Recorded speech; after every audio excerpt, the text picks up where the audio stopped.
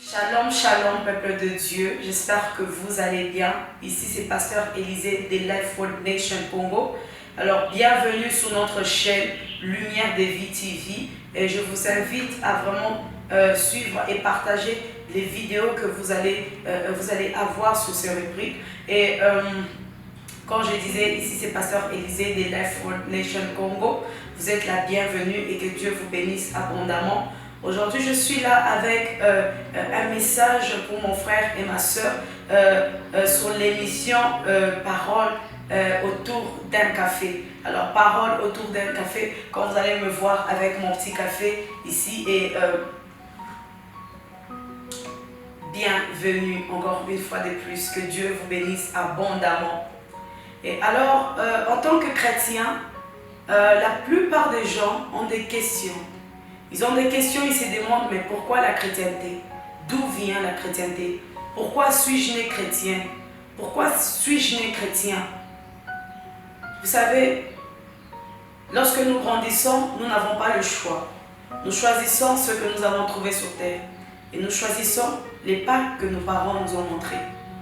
Et il y a d'autres qui grandissent encore en ce moment, qui se demandent pourquoi est-ce qu'ils ont choisi d'être chrétiens. Et vous allez savoir tout ça. Vous aurez vos réponses sur cette chaîne.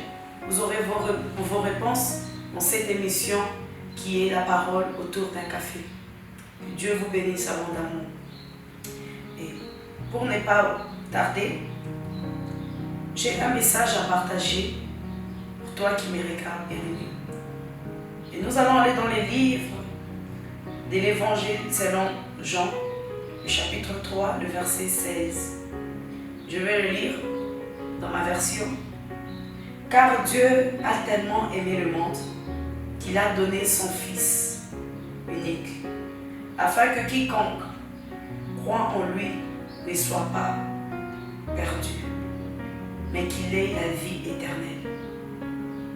Dieu n'a pas envoyé son Fils dans le monde pour condamner le monde, mais pour sauver le monde par lui.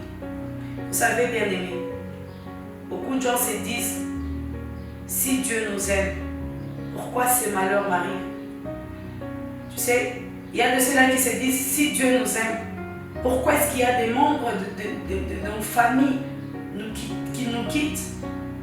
Pourquoi est-ce qu'à chaque fois, nous avons des problèmes dans la famille? Vous allez comprendre, plus nous évoluons, vous allez comprendre l'amour de Dieu. Vous allez comprendre le sens de l'amour de Dieu. Amen.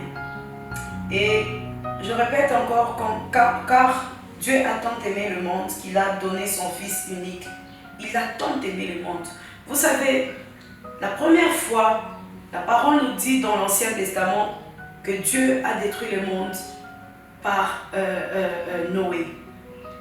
Noé, le temps de Noé, il y avait eu des déluges. Il y avait des déluges. L'eau, Dieu a détruit le monde avec l'eau. Parce que Noé passait et disait les messages. Dieu lui avait prévenu que tout ce qui se passe, tout ce que les autres, Dieu n'était pas content de ce que ses enfants étaient en train de faire. Et Dieu a dit à Noé, et Dieu a dit à son serviteur, que dis aux hommes sur terre que je détruirai, qu'ils puissent bâtir un grand bateau. Et les gens n'ont pas cru. Vous savez, bien aimé, c'est comme dans ce temps. La plupart des gens, lorsqu'il y a des hommes de Dieu qui prêchent, qui vont dans des rues, dans des avenues, à l'église, qui se tiennent en train de crier, d'élever le nom de Jésus, la plupart des gens prennent pour une rigolade. La plupart des gens, même maintenant, continuent à se moquer de ce gens-là. La plupart des gens pensent que ces hommes de Dieu sont des gens qui veulent juste de l'argent, qui ont besoin d'argent, qui sont des mendiants. Vous savez, ce n'est pas tout le monde. Et c'est comme ça que beaucoup de gens, le jour arrivera de l'enlèvement. Et beaucoup de gens ne seront pas enlevés parce qu'ils n'ont pas cru. C'est que les hommes de Dieu sont en train de dire. Et quand je disais, dans le temps de Noé, Dieu a détruit la terre avec de l'eau.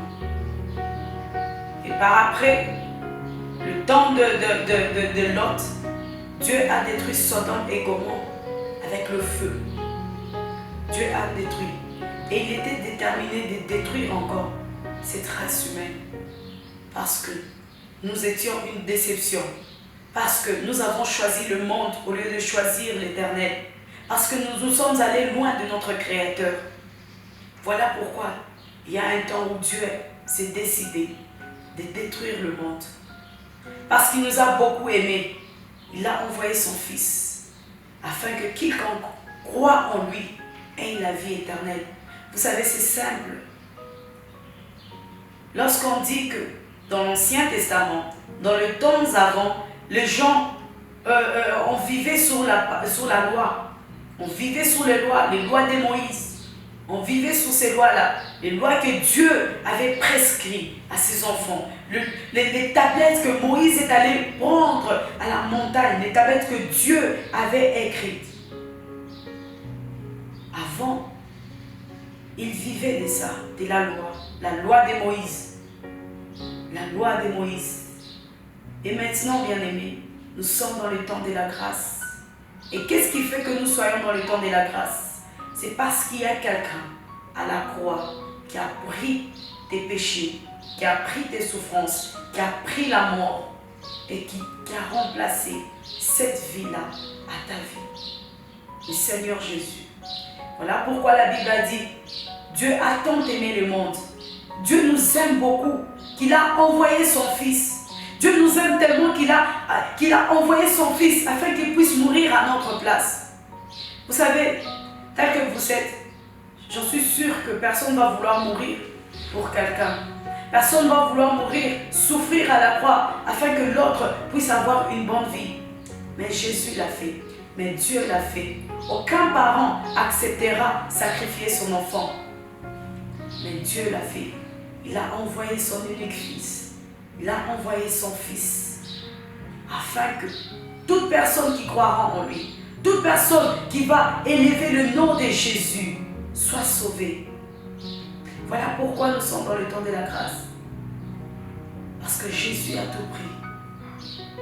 Il a tout pris en avance. C'est vrai que tu vas te dire, mais Jésus a tout pris.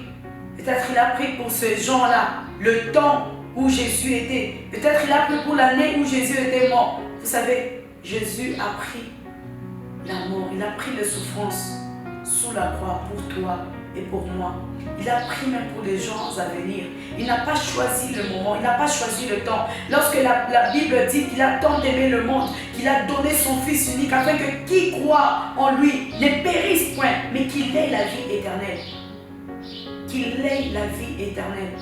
Bien aimé, vous savez, c'est trop facile de juste dire que je reconnais mon Christ, j'accepte le Seigneur Jésus comme Christ et Sauveur personnel.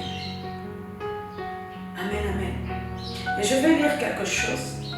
Je vais continuer avec ma lecture. Dieu n'a pas envoyé son Fils dans le monde pour condamner le monde. Dieu n'a pas envoyé son Fils dans ce monde pour condamner le monde. Dieu n'a pas envoyé son Fils pour nous condamner par après. Non, il n'a pas envoyé son Fils pour condamner le monde. Mais pour sauver le monde par lui. Le monde a été sauvé par Jésus.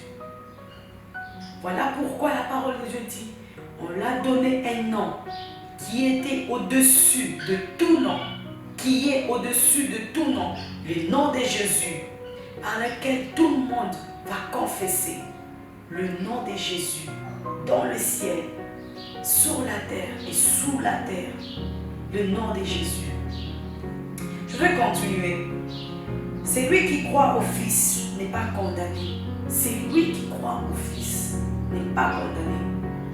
Bien-aimé, si un jour tu t'es déjà dit je ne crois pas en Jésus, si tu t'es dit que je ne crois pas en Jésus parce que tu n'as pas d'argent, tu fais une erreur. J'aimerais que tu rentres, tu retournes à ta parole, tu retournes à la parole de Dieu. J'aimerais que tu reprennes ta Bible et que tu lises ce livre de vie. Amen.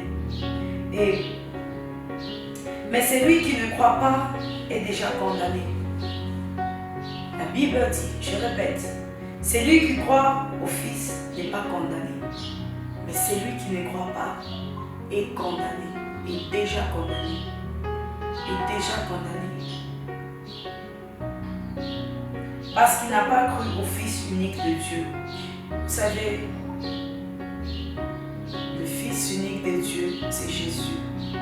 Et nous, parce que Jésus est mort pour nous à la croix, parce que Jésus a pris les péchés à la croix, que nous sommes devenus les fils adoptifs de Dieu. Nous sommes ses enfants. Tu es la fille de Dieu. Tu es le fils de Dieu à travers Jésus. À travers Jésus qui est notre frère. Et ici la Bible dit, voici comment la condamnation se manifeste. La lumière est venue dans le monde, mais les hommes préfèrent l'obscurité à la lumière. Les hommes préfèrent l'obscurité à la lumière. C'est triste, bien-aimé. C'est trop triste. Alors j'aimerais que tu pries Dieu. J'aimerais que tu pries Dieu. J'aimerais que tu pries, tu dis Seigneur, aide-moi. Je veux être ta fille. Dieu t'aime beaucoup. Dieu nous a aimés en premier. Dieu nous a aimés avant que nous l'aimions. Avant que nous l'aimions. Dieu nous a aimés. Alors j'aimerais que tu partages cet amour avec lui. Il n'attend que ça. Dieu te veut, toi qui me suis. Dieu a besoin de ta vie. Dieu a besoin de toi. Je vais faire une petite prière. Seigneur Jésus, j'ai prié, Seigneur, pour toute personne, Éternel, qui entend cette voix. J'ai prié, Éternel, que l'amour puisse régner en eux. Et j'ai prié qu'ils comprennent, Seigneur, ta parole. J'ai prié, Seigneur, qu'ils sachent vraiment que tu es le Dieu, le Tout-Puissant, le Créateur. Éternel, j'ai prié que la lumière puisse les éclairer. J'ai prié que cette parole ne s'éloigne point d'eux. Au nom de Jésus. Merci Seigneur. Vous savez, il y a une chose que mon Père spirituel nous a déjà dit. Et cette chose nous a vraiment révoltés. Et personnellement, moi, il avait dit une chose. Il a dit, vous savez, Jésus, lorsqu'il était à la croix, il a pris notre place. Avant que Jésus meure, avant que Jésus soit crucifié sur la croix, Dieu est en train de regarder. Dieu est en train de regarder sur la chaise. Dieu est en train de regarder Jésus. Avant tout cela, avant qu'il ne meure, avant qu'il soit sur la croix, Dieu regardait Jésus. Ses yeux étaient fixés sur lui. Mais lorsqu'il a pris ses péchés, lorsqu'il a pris les mal, lorsqu'il a pris nos malédictions afin que nous soyons bénédictions, qu'est-ce qu'il a fait? Jésus a pris notre place. Parce que nous qui étions pécheurs, nous à qui Dieu ne tournait même pas nos yeux, lorsque Jésus a pris notre place et nous avons pris la place de Jésus et les yeux de Dieu est fixé sur nous jusqu'à présent. Alors j'aimerais te dire que toi qui penses que Dieu n'est pas avec toi, Dieu est là. Il est plus près de la respiration que tu respires. Il est plus près de ta peau. Que Dieu vous bénisse abondamment.